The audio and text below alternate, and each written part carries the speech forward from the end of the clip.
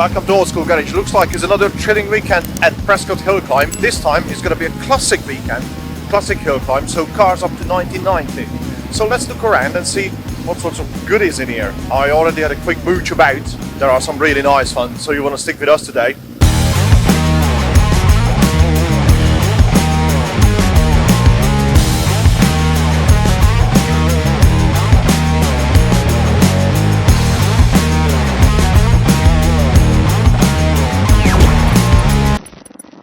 So I come up very early this morning. I was here way before 8 o'clock. I thought I'm gonna come up and see the free practice because at the moment, well, weather is a bit moist, but as you can see, all the cars are lined up. Yeah, they just told me there's a car come in, little Lotus Elan. There you go. So everybody's preparing. All the cars, they just start getting warmed up first thing in the morning. And I see a man in here who's filling up his M3.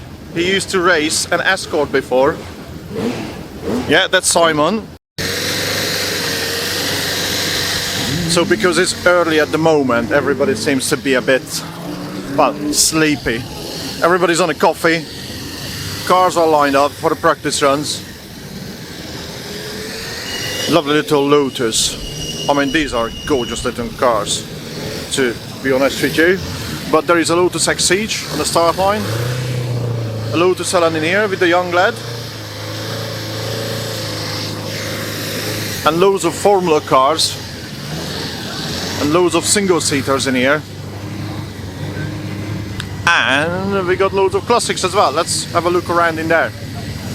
So because this is a classic weekend, we got all the nice classic cars in here. Lotuses, Mini, Fiat 500 Abarth, Fiat 600 Abarth. Everybody's cleaning the car because we had a bit of a rain this morning. Everybody's chatting. It's a nice day out first thing in the morning. I mean, look at this Mini. That looks mental. Absolutely mental. Love it. MGB, Lotus, lovely little BMW. I mean, if you've been following the channel long enough, you know I come into Prescott often enough. And this is a different weekend. I've been in here on a Rally Prescott and hill climbs as well. I'm going to leave you a link above my head, but this is the classic weekend. I've actually not been in here for some time now, but it's a good weekend. I mean, there are some, not just classics, you know. You got the good old Lotuses in here. They're lovely cars. Actually never driven one yet, so I think I'm gonna walk around, just show you quite a few of them, the cars. I'm gonna do some shots with them, then wait till the first couple of practice goes ahead. Then I'm gonna be up in the hill and show you some of them the racing. And hopefully I can grab a couple of people for an interview. I want to grab Simon and find out what's with his Beamer.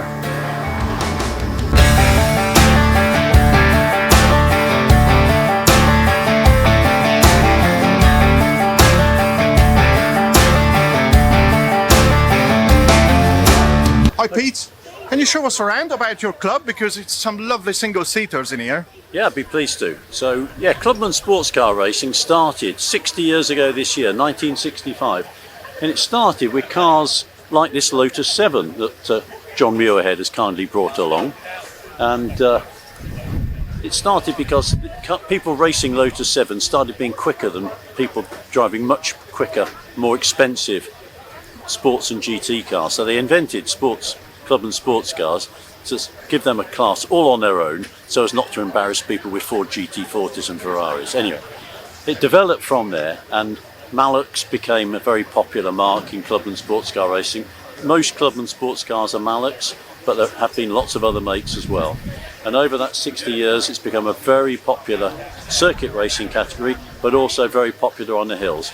And what we're celebrating here at Prescott Historique this weekend is 60 years of Clubman's on the hills. And we've got 20 Clubman's cars all lined up here, taking part going back to the early 1960s up until much more modern Malloks that are really quick. Almost was the quickest car up here yesterday. Hopefully today they will be the quickest. What time you been running yesterday? So the quickest car yesterday went up here in 35 something seconds. Wow. If it's dry today, we're hoping to get it down to into the 34s. And what engine in these cars? So a variety of engines. The quickest ones here today are using 1700 Ford cross-flow engines, developing 190 to 200 horsepower. And that's in a car that weighs less than half a ton. Excellent. So you're enjoying your today because it's your 60th celebration, and hopefully all the club members are enjoying. Everybody's having a great time. I don't think we've had as many Clubman sports cars at a hill climb like this for probably 20 years. So it's a really good celebration. Wow, excellent. Enjoy the day, and hopefully you can be the best time today. Let's hope we can, yeah. Thanks a lot. Cheers. Thank you, Pete. You're welcome.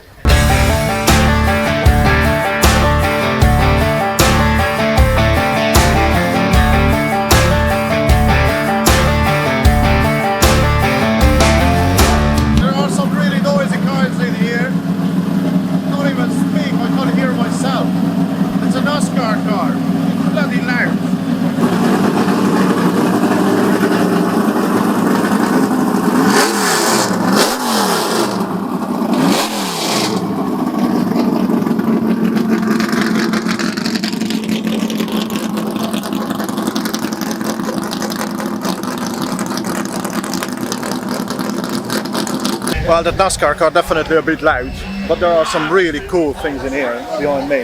The guys have been Have a look. sitting in it and revving. That McLaren behind me is very, very, very cool and very, very loud. Lovely. That's what the old racers used to sound like. Brilliant.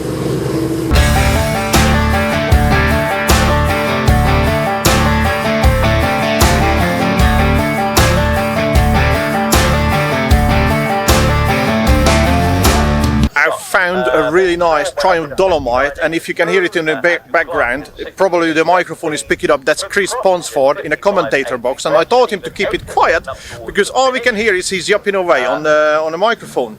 Well, he can help himself, so it is what it is. But it's a really lovely chap behind me, Tony, and he's going to talk about his car because I do like the color scheme on it. I want to do a very similar color scheme on my Dolomite. If you've seen that in my barn find videos, if not, I'm going to leave you a link in above my head. So Tony, please tell us about your lovely little Dolomite. Okay, yeah, this is a 1973 Dolomite Sprint. It was originally a race car out in South Africa and came back to the UK in about 2010, and we rebuilt it, and now we hill climb and sprint it with the TR register. So very much enjoy hill climbing. I think I prefer the hills more to the sprints actually. But we're here at Prescott today and the weather's dry, and we've had one practice and now we've got 3 times. So yeah. 3 times, and how's the car running? The car's doing well. I've got some wet tyres on it. I am thinking I need to change these onto some better for the drier weather, but I'm going to go with what I've got. So yeah, so I'm looking forward to the next 3 practice, the next 3 timed runs. Okay. Any pointers if I'm doing up my Dolomite? Because we had a little chat before we filmed. We did indeed. So what do you recommend? I got an 1850 8-valve. Okay. I think you'll have lots of fun with the 1850. I think you said you're going to put in a roll cage. Yes. So yeah, get yourself a roll cage, get yourself a good, comfortable seat, and proper harnesses, because you really need to be comfortable in it. So I don't know what seat you've got in at the moment, but it's just still factory. It's still a factory. Factory yeah, seat. Still everything is factory, but we stripped it apart because it's for refurbishment. It needs refurbished.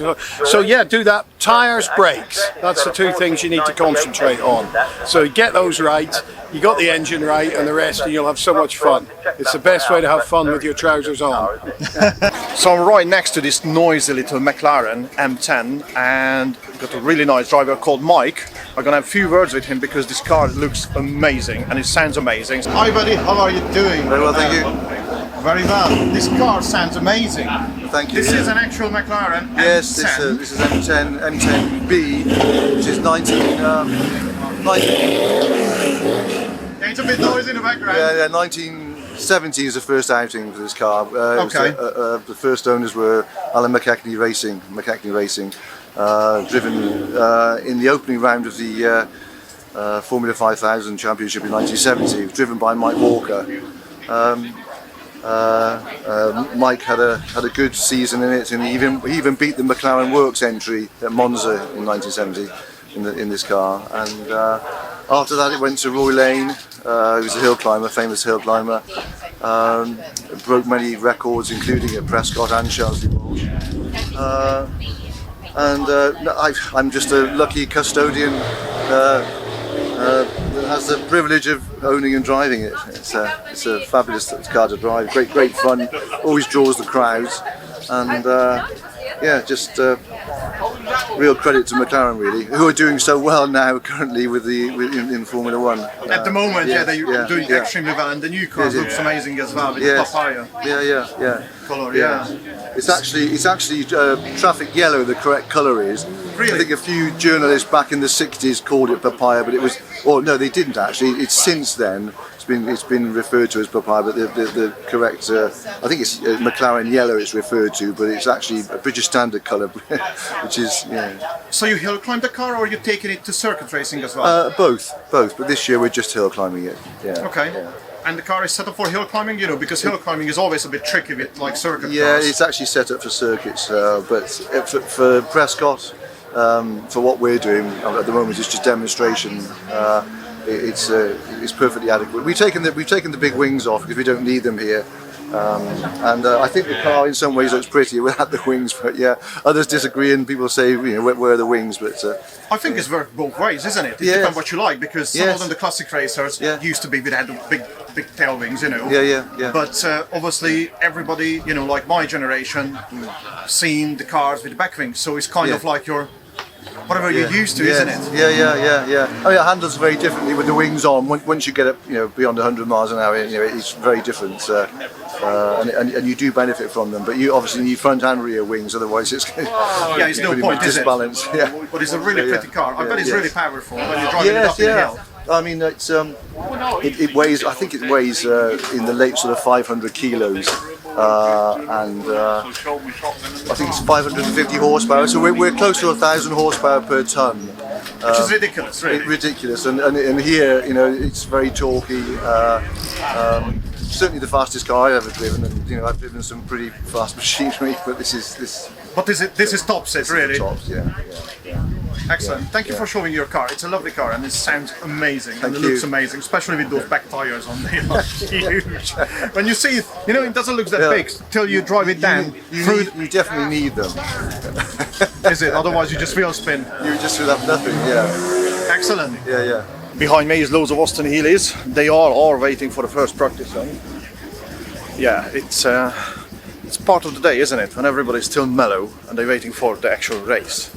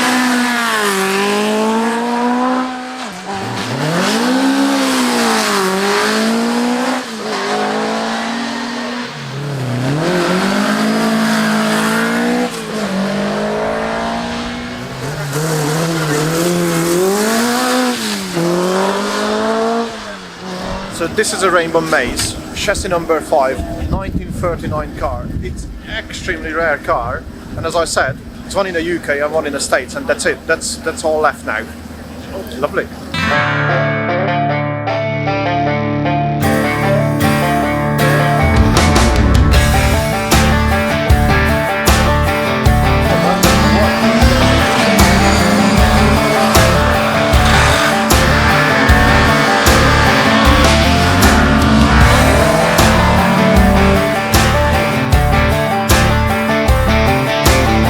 Well, I found a really nice Alfa Romeo with a chap called Ian.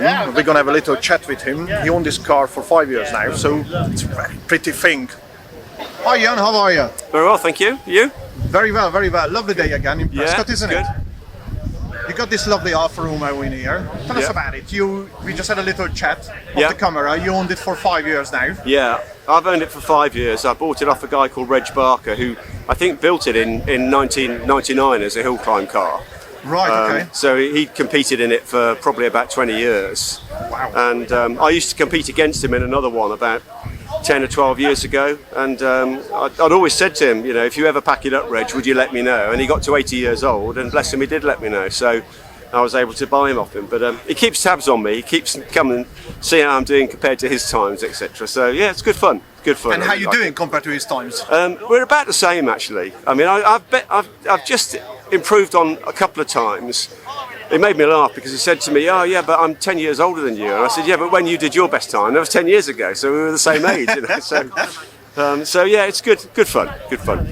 And what was your time on the hill this morning? or This yesterday? morning was 54.9, I think, and my best is 53.9. So I'm second off my best pace at the moment. And I'm So that's not too bad. It's not too bad, but I'm not quite sure where. I need to look at the split times to work out where I've got to improve. But It's always Yeah. a catchy thing, isn't it? You need to Well- catch where you're doing bad in the morning. And also, it's only practice this morning, so you know, this afternoon and the time run. So Yeah, that's when Yeah. it's come to serious. Yeah, That's when you need that's to it, yeah. push.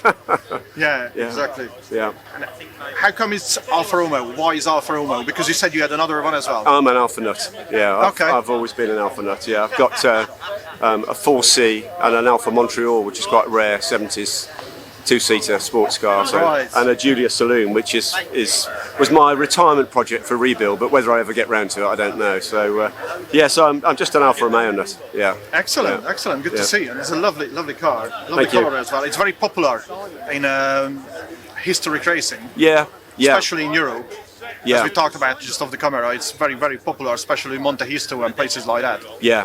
They're loving this car. Yeah, and also there's quite a few more in recent years that compete at Goodwood at the Revival as well. There's one guy, I can't think of his name now, competes in a completely aluminium bodied one, and reportedly there's no paint on it to keep the weight down, and that's really quite spectacular. Excellent. Quite spectacular. Well, enjoy your day. It's a Thank lovely you. day for it. It's a nice day as well. It makes a change in Prescott, but Yeah, it certainly does. Yeah, yeah. No, it's good to talk to you. All the best. Cheers, okay, mate. Yeah, Thank thanks you. a lot. Okay. so behind me are the Bugatti Owners Club cars. I mean, look at that. That's mega cool. I've not been seeing them for some time now because in a British Championship it's normally 1 or 2 cars up here. But this time it's loads of cars up here. It's noisy. It's lovely.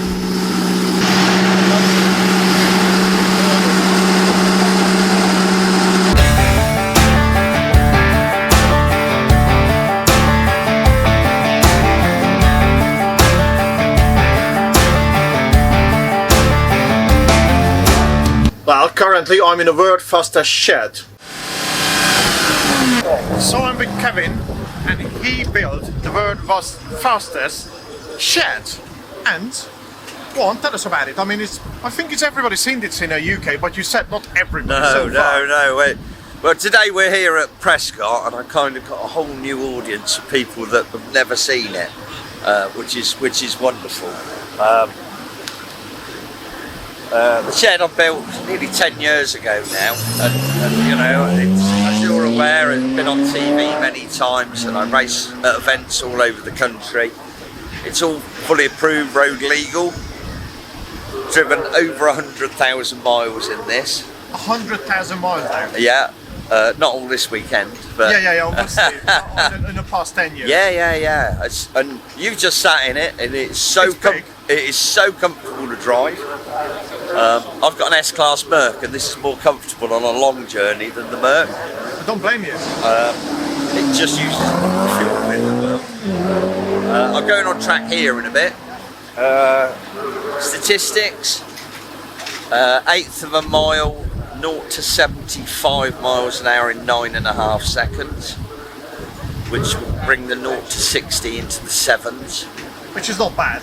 Well, it's 2.5 ton. I've got no aerodynamics, I've got nothing in its favour to go fast. I don't think my shed is this fast. No, it's comparing it to road cars, you know, it's fast. But of course, you know, if you're at race events and everybody's there with race cars, you know, they're so when we're drag racing, I try and match up with something sort of similar. You know what you should say? What's that? You have a sleepover party. See if somebody comes up with a nice race car. Have a sleepover party. They sleep in the back of the race car. You sleep in the back of this one, and see what you're going to be looks like in the next morning. Oh well, so I've got double bed in the back and heating. So I've slept in it the last 2 nights, looking pretty good, eh? But yeah, it's really comfy to sleep in, and then I bring these other things with me. I've got the world's fastest motorised BMX, a gazebo that drives.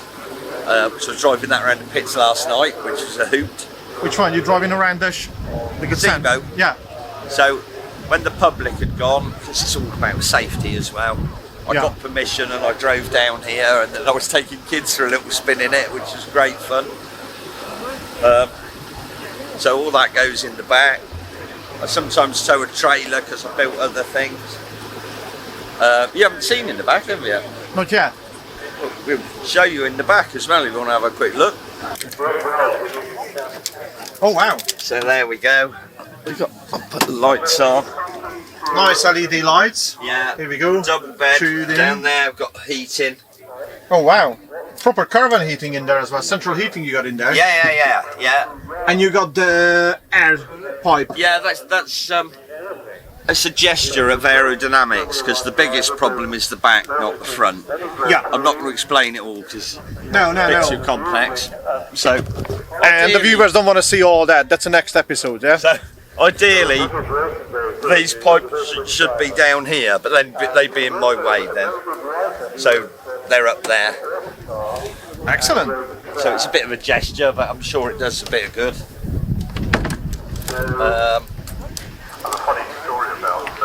For anybody watching, if they know the history of Pendine Sands, which is it's where speed records were originally set in the UK. It's the UK's equivalent to Bonneville, which I've done 106 miles an hour on the sand, and it was an honour to be part of the history of that amazing venue. Best top speed is 118.7, I think it was. Wow. And it just sits there. You can sit there, drive it one-handed.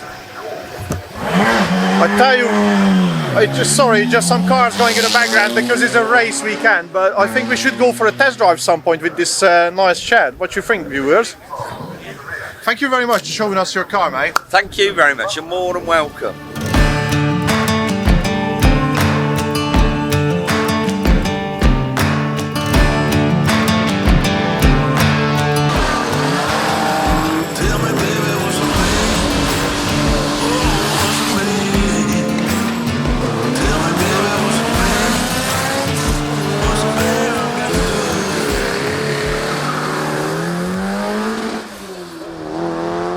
So finally I managed to grab Simon just to see his lovely new BMW E30 M3. It's a lovely looking car in white. Actually it does suit this car.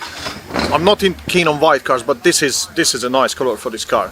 So let's have a little chat with him. So how you doing, Simon? That's a new car, buddy. I've seen it on social media, you shared it. You riding a E30 M3 now. Yes.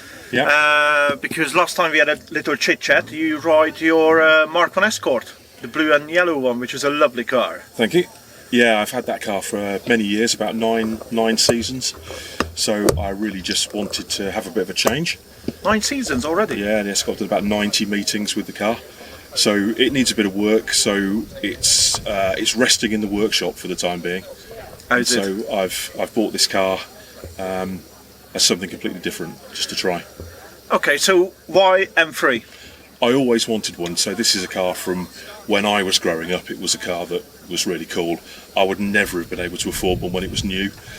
I should have bought one years ago when they were really cheap. They were, in the UK, they got down to about £4,000 probably at one time, and they're now way more than that. So this was the cheapest car that was on the market. Really? Yeah, so it's an ex-track day car that somebody's had as a track day car for about 20 years. Never smoked, never raced, yeah? Yeah. Belonged to a doctor. So it started life in France. It was a French road car for 1988 until 2004. 5. Hence why that's why it's left-hand drive. Yeah, well, they're all essentially left-hand drive anyway. Wherever they were going to be sold, they're left-hand drive. So yeah, it lived in France to start with, and then was brought to the UK in 2011, I think. Okay. But it's been a track day car for the best part of 20 years, so it's not been on the road in the winter. So it's good underneath. It's not rusty. I'm just getting used to it. It's a bit slower than the Escort. That was my question. Compared to the Escort, because everybody gonna ask, an M3 compared to Mark I Escort. Obviously, your Mark I Escort is not a box standard car. No, it's a proper full 2-litre BDG historic rally car. It's got about 240 odd horsepower at 9,500 revs or something. The Escort weighs about 950 kilos. This car is 1,200 kilos. Big difference. Yeah, weight. So roughly 250 more for this car. This is tuned a bit. It's got big carbon air intake and some different cams and other bits and pieces, mapping. It's got similar power to the Escort, but it's much slower up here at the Hillclimb. It's about 6 seconds difference. So you're saying your expectation for the car was a bit bigger than what the car can do. You thought like childhood hero car is gonna be like the Mud's Nuts, and it's a little bit slower than what you're expecting from it. Yeah, to make it as fast as the Escort, it needs about another 200,000 euros spending on it or something. So it's not going to work. It's not going to happen. It's not going to happen.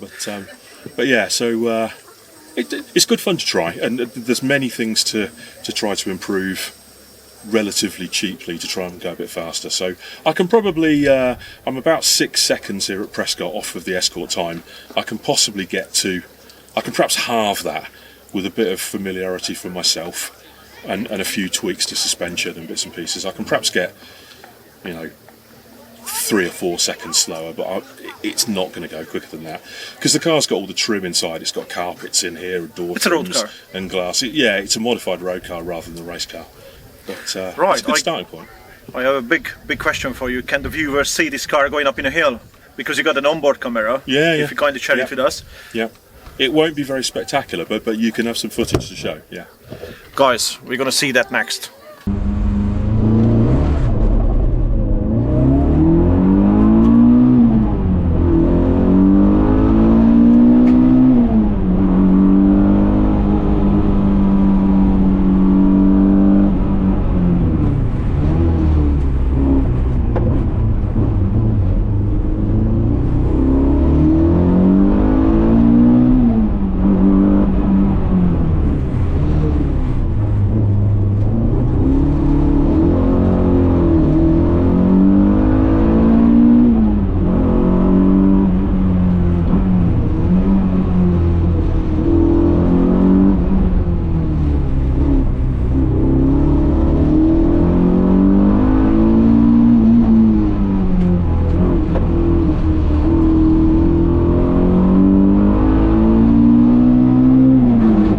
So the racing is starting now.